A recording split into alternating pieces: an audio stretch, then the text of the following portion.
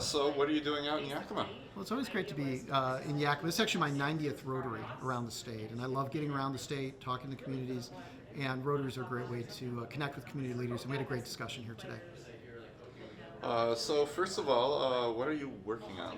Well, one of the things we were talking about here at the Rotary today was the importance of financial education, and we've had great leadership on this issue by folks actually in central and eastern Washington. Skylar Rude, for example, has been a great leader on this, so is Senator Marcus Riccioli out of Spokane. And I'm going to continue to call on the legislature to finally require financial education in our schools today.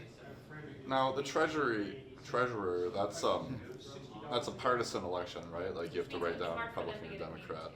So what actually, like, in reality, does that have to do with anything? Because as you were describing it, it sounds like you just sort of do what the legislation asks you. Well, there's definitely a lot of administrative function to the job, but one of the things that's important to me is I've always rejected all corporate campaign donations since first running for office. And some people might have different perspectives on that, but for me, that means getting more money back to the people, and it's a big focus that I have as treasurer, and it's been something that's one of the things I always work on. I'm really pleased we've now gotten billions of dollars back to the people of Washington through our investments and the way we've managed existing funds.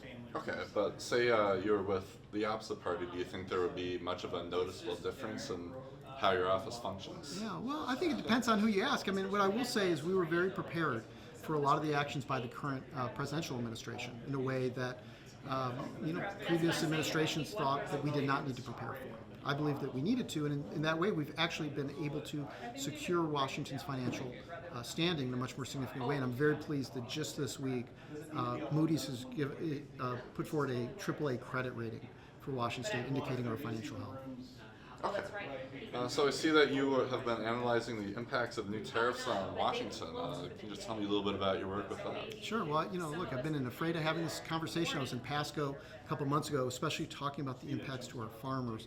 And the fact that we rely so much on Canada for things like fertilizer. Like 70% of our fertilizer comes from Canada, which has a huge impact on our ability for our farmers to keep their costs down. At the same time, they are being significantly affected on their ability to export their products overseas. So our farmers are getting squeezed in both directions right now. We need to continue to highlight that impact. It's why I've joined the governor in putting together legal arguments against the administration's reckless imposition of tariffs, so that we are protecting our farmers' interests and the interests of the Washington economy here. Well, there's a lot of farmers out here, as I'm sure you know. What other things are you doing that might affect our farmers? Well, look, I mean, I think our agricultural sector is one of the most critical components of our diversified economy. I mean, one of the things great about Washington is our economy involves all types of things, but our agricultural sector is so diversified in itself, and not every state can recognize it has that same benefit. And so I'm going to be doing all I can to make sure our economy stays strong, and part of that is making sure that our agricultural economy is strong as well. During the legislative session, I can't remember exactly when it happened, but the governor, he said something about the budget and that there was a shortfall. The Democrats said one number and the Republicans said another. So is there a shortfall, and how much are we at? Well, so there's certainly no shortfall right now. It was actually one of the things that came up at the meeting I was just talking to one of the members about, is the fact, it's a little bit wonky, but it's kind of worth talking about, which is the fact that every 4 years, or I should say the legislature puts forward a budget for every 4 years. That starts from July 1st, and so that proposed budget that Governor Inslee proposed was $16 billion higher than our independent revenue projections. Well, that required the legislature to reconcile that, and for Governor Ferguson to reconcile that, because it needs to balance. And so ultimately, the legislature decided to do that through half new taxes and half cuts, and in doing so, they balanced the budget. Of course, the challenge with that is that upsets people who didn't want any cuts, and it upsets people who didn't want any taxes.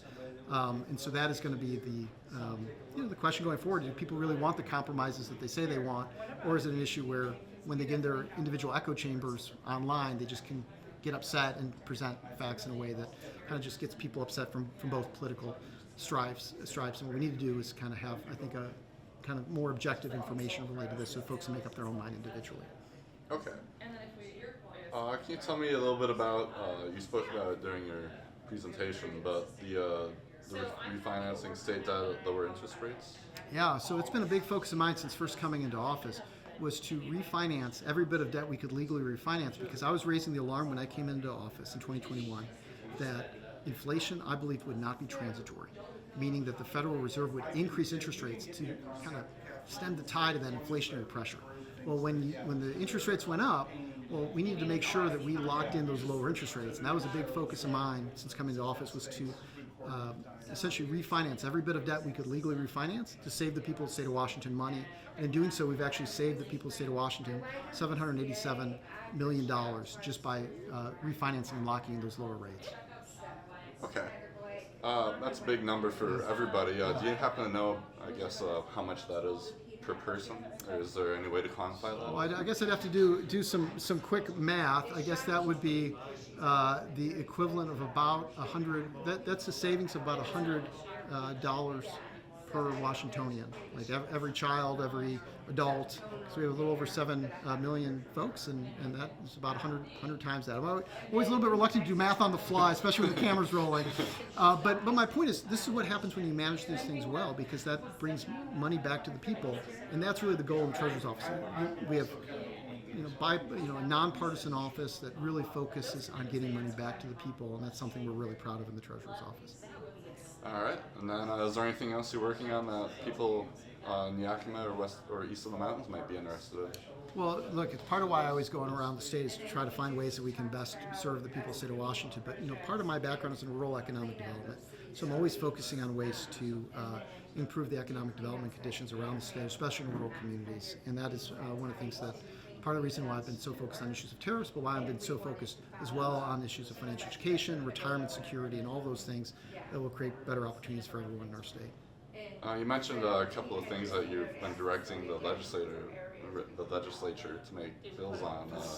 After you figure out what to do with the educating the youth on finances, do you have anything up next? Or?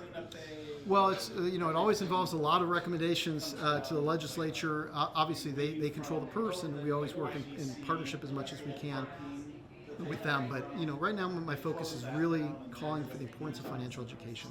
We have great leaders here in this part of the state who are leading on those efforts. I'm going to continue to use everything we can in our office to not only provide more financial education opportunities for folks at all age levels, for seniors, for veterans throughout the state, but also make sure that we finally require financial education in our schools so that there's that baseline understanding so folks can best navigate and thrive in our world today. Once you figure that out, is there any other projects you might think about working on? We're always thinking of new ideas that best save money for the people of the state of Washington and economically empower people in the state of Washington. But really, it's also making sure that those state finances, that we do everything we can to maintain our long-term fiscal stability. My job as state treasurer is to maintain our long-term fiscal stability. I'm very pleased that this year, U.S. News and World Report, for the second year in a row, has rated Washington State #1 in the nation for long-term fiscal stability. We're going to keep doing everything we can to keep that the case. All right, and then do you happen to know when you're going to head out to the Yakima area next? Oh man, I love getting out here. It's of course, even when it's over 100 degrees, I can't wait to come back to Yakima. But it's always great to be here.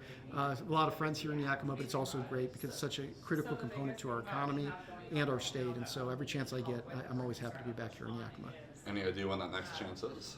I would say, hey, I'm always happy to come back. So I would say I'm sure within the next couple months, because it's usually every 3 or 4 months I'm back here in Yakima. All right, sounds good. All right. Anything else today? No, John, I'll catch you next time I'm in here. Though we'll reach out. All right, will do. All Thank right. you very much, Mr. Pellicciotti.